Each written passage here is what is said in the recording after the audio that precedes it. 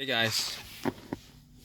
All right, welcome to my video. And so this is going to be about my inverter coolant, the coolant for the inverter in this hybrid. It's a 2010 Highlander hybrid. So strange thing, I noticed like lately, like maybe last week, that my shifter was kind of stiff when shifting.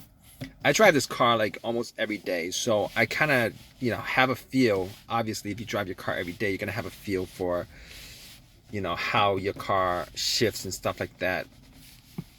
But the thing is, I was like, I was feeling a bit of stiffness. It feels different, going back and forth as far as the shifting is concerned. And it took me a couple of days to just say to myself, you know what, I'm gonna check out, the fluids in my car just to make sure that everything's topped off and stuff like that. So about 3 days ago, I looked under my car. I've been pretty complacent about checking up on things. I've always been complacent about checking up on fluids and stuff like that in my car, but checked out the engine oil. I mean, I was above that line, above the low line, but I probably should be changing my oil soon. But that was okay. All right, and then I went to check on my inverter fluid. That's the other reservoir that I could actually see from eyesight. So I was like, I looked at it and it was at the low mark, and I noticed that previous to that, I've owned this car for a little while, months, and I've noticed it was always at the full mark. So I was like looking around in around the area, and I noticed that there was some pinkish stuff on where the tubing connects to the inverter itself, and there was some pinkish around the area. It was dried, crystallized pinkish stuff. So it worried me a little bit. It worried me a lot, actually, thinking about that. I was thinking to myself, okay, I don't think this has anything to do with my shifting. It's a bit low, and this is the inverter for the car. So I'm gonna get some inverter fluid. Worried me a bit. So I was like, got some inverter fluid this morning. Put it in, filled it up to the top. Now here's the thing. Originally I thought it may have been leaking. It probably was leaking, but it's not leaking as far as leaking now because it crystallized. I realized that, it was leaking a little bit, and then it crystallized. There was probably some stop leak in the coolant. The bottle was like $30, $34, $30, $34. Apparently, it's pretty expensive. I called up, and they told me that it's the same coolant that you could get at any, the motor coolant and the radiator coolant and inverter coolant is the same. It's the same.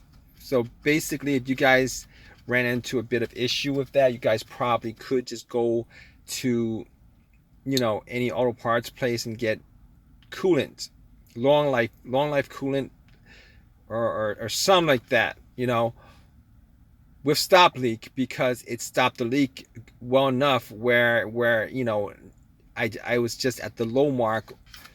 So anyway, once I filled up, I got into my car and I shifted to drive because I was going to drive off, and I noticed the shifting was a lot smoother. And I was like, how does this have anything to do with the inverter coolant? Because it does shift a lot smoother now. It's not as a little. It wasn't really really stiff, but it was noticeable enough. So I'm like going back and forth as far as, and it shifts. I've noticed. I don't think it's in my head. I've noticed it's shifted smoother. So anyway, I don't know if this is helpful for anybody out there with like any kind of, I'm talking about the shifter itself. I'm not talking about, shifting into gear and stuff like that. The shifter itself was kind of, a little bit stiff. But the car works fine. The transmission works fine. I mean, normally with these kind of situation, I'm thinking like the shifter is the problem, or there's something else. that's the issue and not the inverter fluid. But apparently changing the inverter fluid actually does smooth out as far as the shifting, because I'm always big on picking up signs before things actually go awry. So I've had no issues with as far as my car, as far as this car having any kind of issues with the normal, once it gets shifted into park, drive, or whatever, it does what it's supposed to do. It's just that the mechanism itself, I'm surprised that it actually made a difference in the mechanism just shifting back and forth, the feel of it. So I don't know if that is the case. Can't really tell you 100% sure. It's not a scientific study or anything like that.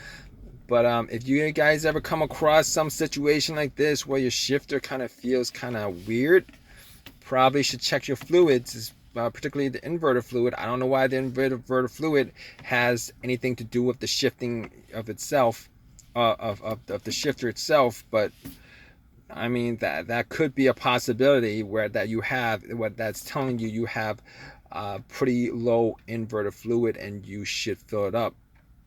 That's all I'm saying. I mean that's what I got out of it. That's what I got out of it, to be honest with you. Originally I was thinking maybe the shifter was maybe having some issues, and I probably could buy like a $50 shifter from eBay, but it just shifts back to normal at this point as far as smoothly going back and forth. So I'm probably not gonna have to buy a shifter from eBay and put it in, because I haven't actually had any kind of issues with this shifter for the most part. So for the most part. But hope you guys enjoyed this video. I'm probably gonna put up another video on me putting some epoxy, or I think the tubing on the tubing is actually, that's where the leak was coming from, and it crystallized because of the stop leak on the radiator. Stop leak from the inverter, the inverter housing. It kind of crystallized in the tubing and it stopped it. I don't know. I'm gonna check out the I'm gonna keep you guys updated, because I'm gonna check out the I'm gonna check out whether it's leaking anymore, whether it's still gonna be leaking, because I've been checking it out to see whether it leaks or not, and it hasn't been leaking to me. I mean, there's some pink stuff all over that area where the tubing connects to the housing itself, but outside of that I haven't seen any kind of wetness. It's all dry. It looks like it's crystallized. It looks like the stop leak that's part of the formula of that Toyota coolant actually did its job. It did what it's supposed to do. But I'm gonna check out on it anyway, because it's a pretty big important component of this car, of any hybrid, to be honest with you. Yeah, anyway, if you guys have any comments, please leave a comment, any of that stuff. All right guys, take care.